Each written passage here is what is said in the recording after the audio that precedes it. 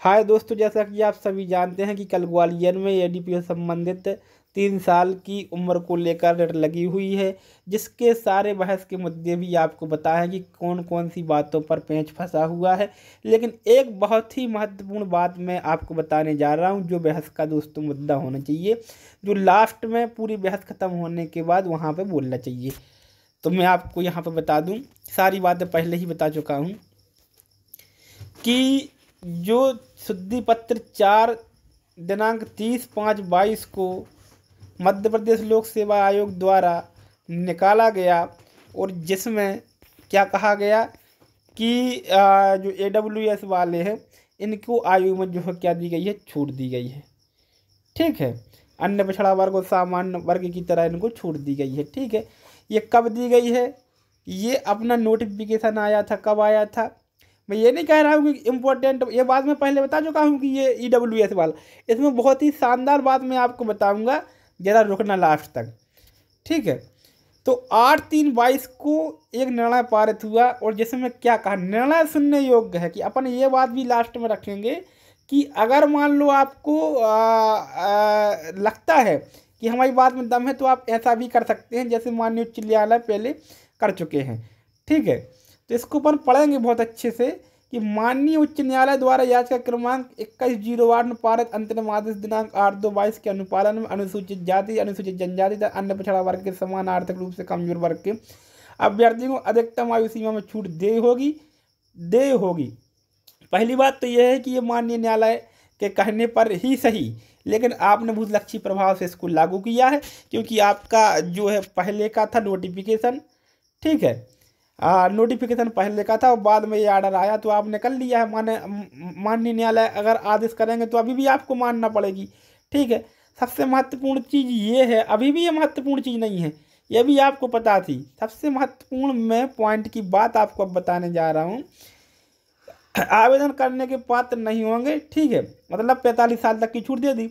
यह छूट माननीय उच्च न्यायालय में लंबित उक्त याचिका के अंतिम न्यायालयीन निर्णय के अध्ययन रहेगी।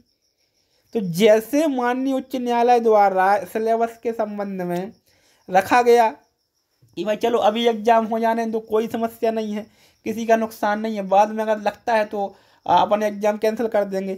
लेकिन यहाँ पर ऐसी स्थिति, यहाँ पर अध्ययन तो रखा जाएगा, लेकिन यहाँ पे दूसरी स्थिति बनेगी दोस्तों। अगर आप इस आदेश को देखेंगे, क्योंकि ये आयु में छूट देने वाला था, तो यहाँ पे इनको पोस्टपोन करना पड़ा, और ये कहा गया कि ये फाइनल नहीं है कि आपको छूट में मिल जाएगा। मान लो अगर PSC जीत जाती है, लास्ट में PSC या गवर्नमेंट जीत जाती है, ठीक है, और बाद में ये कहा जाता है कि ये इनको EWS वालों को नहीं मिल रहा था, अभी उसमें सुप्रीम कोर्ट का क्या निर्णय आया ये सब भूल जाइए आप, इससे आपको मतलब नहीं है, इसकी बात मत कर रहा हूँ मैं, तो इस तारीख की बात कर रहा हूँ। किस तारीख की? ये मान लीजिए आपकी अभी 8/6/2022 में है, जब ये आपको, ठीक है, आया गया और आपके फिर से फॉर्म भराए गए थे। ठीक है, अब तो वो निर्णय सबको पता है क्या हो गया। ठीक है, तो अंतिम न्यायालयीन निर्णय के अध्ययन क्यों रखा गया था? इसलिए रखा गया था कि मान लो अभी एग्जाम करा दिया और बाद में ये पिटिशनर जीत गए, तो फिर पूरा एग्जाम कराना पड़ेगा, फिर से लिंक खोलना पड़ेगी और इनको एग्जाम में शामिल करना पड़ेगा। कितना बड़ा नुकसान होगा, कितने बच्चों का नुकसान होगा। ठीक है, अब यहाँ पे इंटरिम आदेश, ठीक है, ऐसी स्थिति यहाँ पे, और अगर मान लो इनको अपन ने भर्ती कर लिया EWS वालों को, जैसे मान लो ये मुश्किल से 100 लोग होंगे, ठीक है, मान लो 200 में 2 सेलेक्ट हो गए, मान लो, ठीक है, ये नौकरी पा गए। ठीक है, अब मान लो अंत में वो हार जाते स्टूडेंट, तो भैया इन्हीं 2 को भर्ती अलग करना था, इनकी जगह पर अपन दूसरे बच्चे ले लेते, क्या समस्या है? इसलिए माननीय न्यायालय ने याचिका क्रमांक 21/08/22 में यह अंतरिम आदेश पारित किया कि इन बच्चों को आप शामिल करें, और अगर ये बाद में हार जाते हैं तो अपन इनको निकाल देंगे, कोई समस्या की बात नहीं। तो ऐसे ही जब बहस का अंत होगा तो हम, मेरे हिसाब से अपन को ये पक्ष भी रखना चाहिए कि भाई अभी आप हमें शामिल कर लो, परीक्षा दे लेने दो हमें। ठीक है, मान लो बाद में लगता है कि ये भूतलक्षी प्रभाव नहीं था, मान लो चलो आप जीत जाते, मैंने तो कह दिया आप जीत जाते, और हम में से कोई ऐसा बंदा सेलेक्ट हो जाता है जो बाद में फॉर्म भरा लिंक सिलेक्ट होने के खुलने के बाद, और ये जो है बाद में बन गए हम, चलो हमने नौकरी भी पा ली, चलो हम हार गए बाद में, तो हमें हमें भैया निकाल लेना ना, हमें अद्य दिन रख लो इसके। लेकिन एग्जाम अद्य दिन, एग्जाम करा के हमें अद्य दिन नहीं रखो, क्योंकि हमारी वजह से फिर पूरा एग्जाम दोबारा इतना इतना तामझाम पूरा का पूरा फिर से करना पड़ेगा।